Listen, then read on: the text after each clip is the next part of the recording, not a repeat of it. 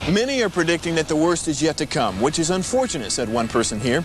Until now, they've enjoyed the reputation of being the nation's icebox. Watched a burglar in his home this morning by webcam. As a journalist of over 25 years, stories are what make my world turn. Reporting live from the Dallas newsroom tonight, Jeff Crilley, Fox 4 News. But in 2008, I took the jump from my familiar life and started a PR firm from my home. We're talking about anyone with a camcorder like the one I'm using becomes a television network. We started slowly growing the company, and we now have over 100 clients, and we've branched into the world of live digital broadcasting. I now own 8 different TV studios and have a huge team, and the stories that I now get to share are sometimes the most important of my life.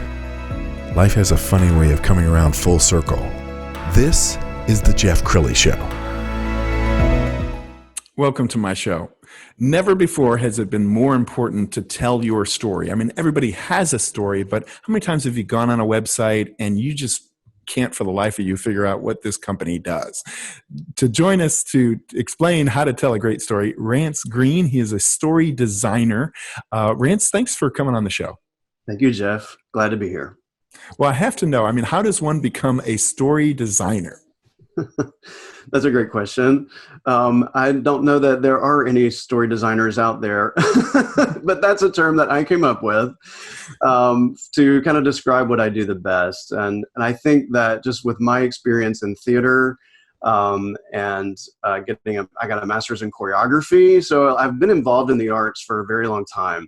But then when I came into the business arena, I began to use those in training and in helping others to just upskilling them and doing that through storytelling. I think that the word design behind story gives it intention. So if you are somebody who designs experiences for people, designs training for people, designs an intervention for a problem, then story design can be your best friend, because storytelling, being the language of humans, is your power tool to really communicate and connect with people. I love it. And you just wrote a book. Go ahead and hold it up and tell us about the book. Happily. And this actually is really geared towards instruction. So it's called Instructional Story Design. And it is a methodical process geared towards those who are designing instruction for corporations or other organizations, nonprofits, whomever. But the principles behind story design for instruction really apply very broadly to a very wide audience. This was released last week on April 7th. Super excited to see that it's doing very well already. And the great thing about that I love about this book is when I wrote it to be kind of a comprehensive guide. So it actually practices story design in the book. So you're learning from the stories in the book, and then you're actually getting some practice at the end of each chapter to apply the principles in that chapter. And then at the very end, there's a bunch of worksheets and guides, and there's an instructional story design plan in the back that people can follow. So yeah, super, super excited to get this in the hands of people to transform really our experience with business. Absolutely. And you're a great storyteller on your own website. I went on there and I found a video. We're going to roll just a little clip right now. All right. And clicker. And content, and clicker, and 19 bullet points, and clicker, and graphs I can't read, and clicker, and does anybody have any questions? No? And clicker, and content. We painfully relate to these scenarios because we've suffered through them. What's missing here? What's missing is action. Nothing's happening. Think about the last movie you saw. The camera zooms in on the heroine's face, and she says, "I'm aware of my mission. I understand what I need to do. I will avoid failure." That would be the most boring movie ever. No, she's doing things on the screen. She's making a phone call. She's running down the stairs. She's punching the bad guy in the nose. She's doing observable actions. And that's what's so attractive and powerful about stories. And training can have that same attraction and power. Learners are not interested in solely being aware of or understanding what they need to do or avoiding actions. They want to take action. Okay, so Rance, I'm going to put some pressure on you. When you're in an elevator, and they always talk about the 30-second elevator speech, and somebody says, "So what do you do?" What do you say? I usually say, "That's a very good question." But I think that I would say, imagine that you are trying to get a message across to your audience. And you want to use the power of storytelling to get that message across. I'm the guy that you call to help craft that story. Beautiful, beautiful. You're also leading a very powerful organization here in Dallas, the Dallas chapter of the Association of Talent Development. Tell us more about the chapter and what your role is as president. Yeah, sure. The Association of Talent Development is the largest organization of its kind in the world. And we are the largest, one of the largest, if not the largest chapter in the United States. So it's a great, we have over 500 members strong. And this is one of the places where kind of like you'll find your people. It's a warm and welcoming organization. And talent development, of course, is a very wide umbrella.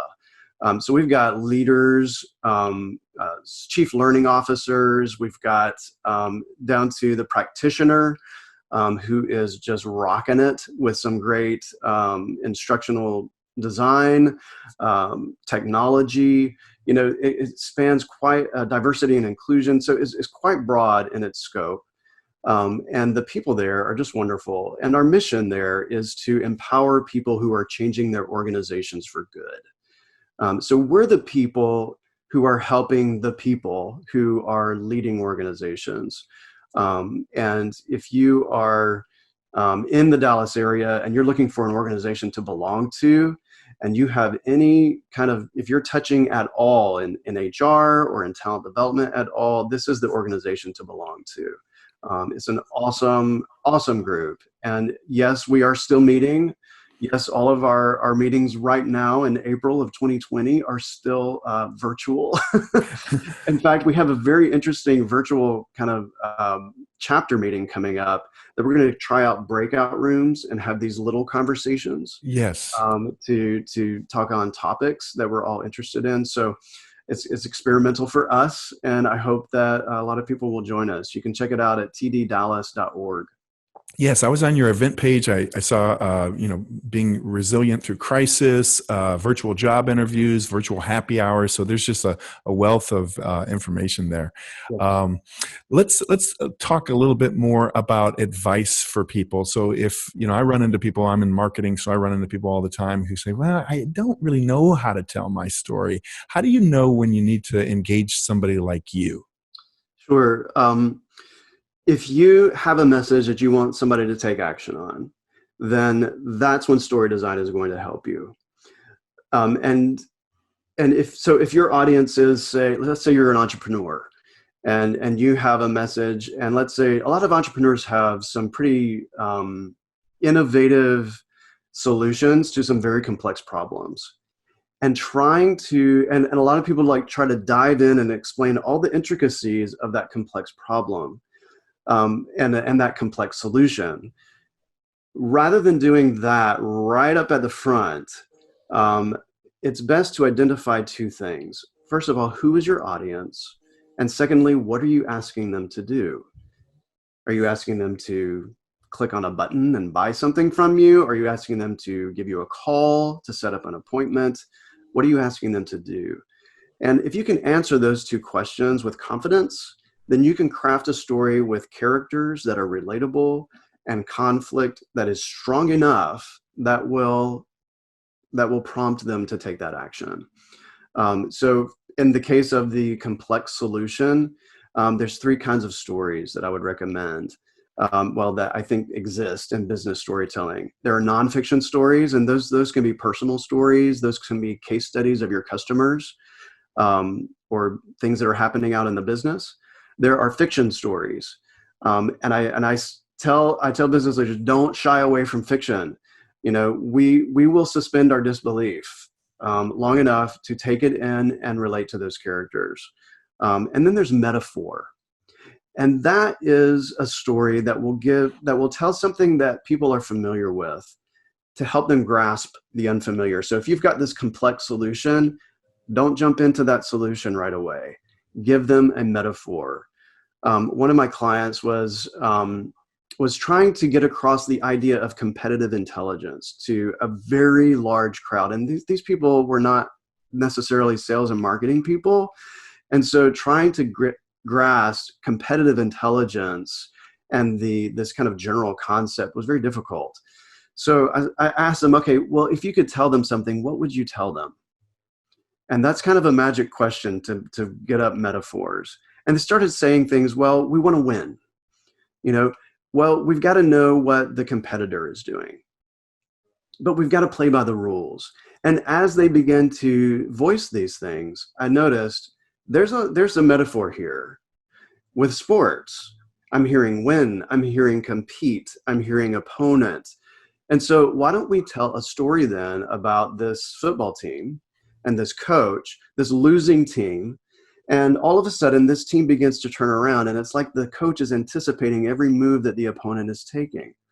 And before they even go to that play, like the coach knows what's going to happen next, because he knows something about the opponent that is helping him make better decisions, because he has competitive intelligence. And then you make the leap into, okay, well, what is that for us as a business?